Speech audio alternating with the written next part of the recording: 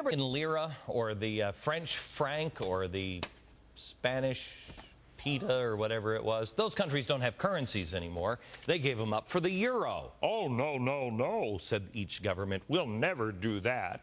Well, now there's call for America to give up our dollar for a global currency. Gee, I think I've read that in a book somewhere. Oh, I remember the Bible. The scary part. But anyway, that would lead to a global government. Meanwhile, Treasury Secretary Tim Geithner is globetrotting in an attempt to pump up confidence in our dollar. I'm sure Saudi Arabia will believe that tomorrow when he arrives, just like the Chinese did when he said that to the Chinese students and they all laughed.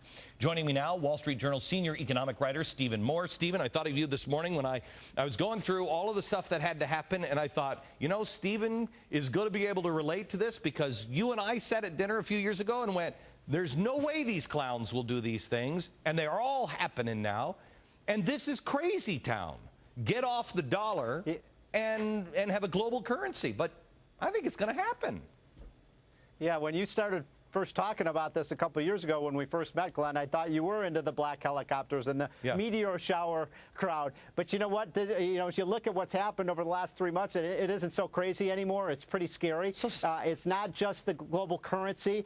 Look at all the money that we're putting into these global organizations like the IMF, the World Bank, huge amounts of funding for the United Nations, which has always wanted world governance. And then the other piece to this puzzle, two pieces of the puzzle, Glenn, are the Kyoto Treaty, the Law of the Sea Treaty, and, of course, what the Congress passed just 2 weeks ago, which is the cap and trade bill, which basically, to make that work, requires a kind of world governance of all energy use. Let me go. I'm going to come back to the dollar here for a second, but I want to go to where you were talking about and cap and trade. Here's what Al Gore said last week, but we were all fascinated by other things that nobody really paid attention to this. This is what he said in London. He said, I bring you good news from America, and listen to what the good news is. It is the awareness itself that will drive the change, and one of the ways it will drive the change is through global governance and global agreements.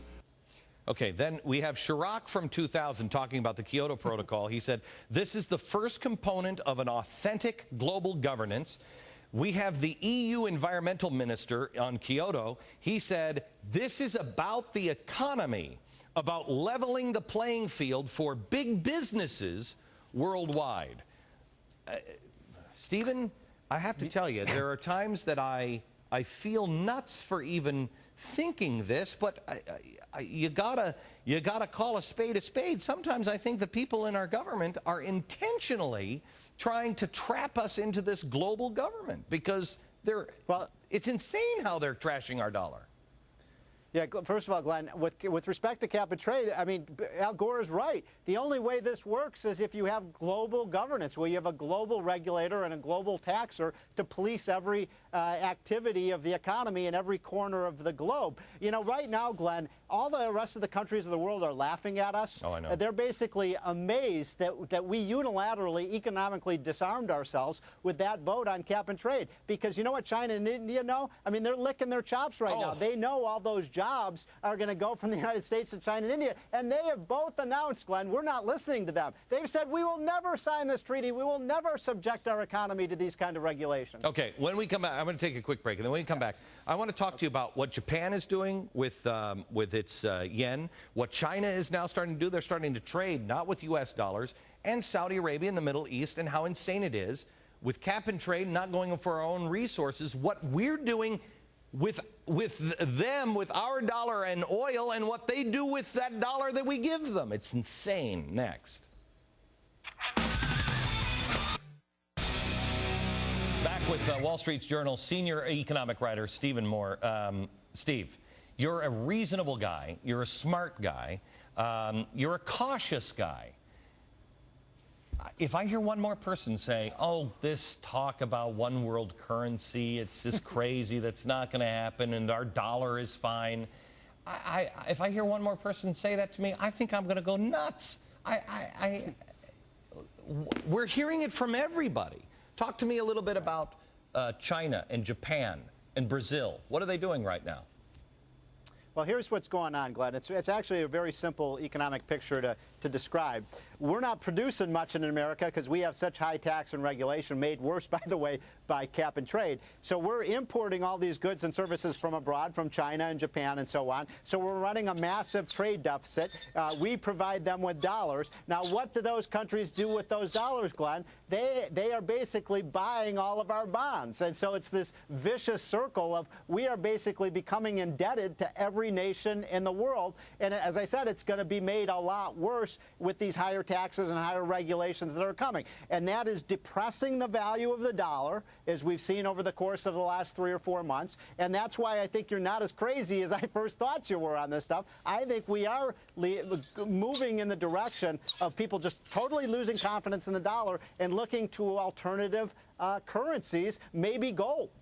Well, I just want you to know this is the neckline slimmer, and it's made in China. It's made in China. That's what we're doing with our dollars. Timothy Geithner is over in Saudi Arabia, and he's trying to, let everybody know that our dollar is totally fine. Can you explain the insanity here of a country that has as much natural resources as we have, taking our money and sending it overseas, buying these natural resources that we have at 8 times what it would cost us if we used our own resource, then borrowing those same dollars that we just sent to them? Well, the thing that's so frustrating about this, quote, energy bill, what do they call it, an energy independence bill that we just passed, there is virtually no money in that bill for natural gas, for drilling oil offshore where we have huge amounts, more oil than Saudi Arabia has. There is no money for nuclear power. So this is not an energy independence bill. It's a bill that basically shuts down our energy production. And this, of course, is going to make it impossible, Glenn. I mean, think if you're a car company that's trying to recover, or a steel company, or a chemical company, or a utilities company, or a light manufacturer. How are they going to be able to compete on a global scale when we're doing all these things to our economy? All right. Stephen, thank you very much. I appreciate it. And we'll talk again, my friend. Listen.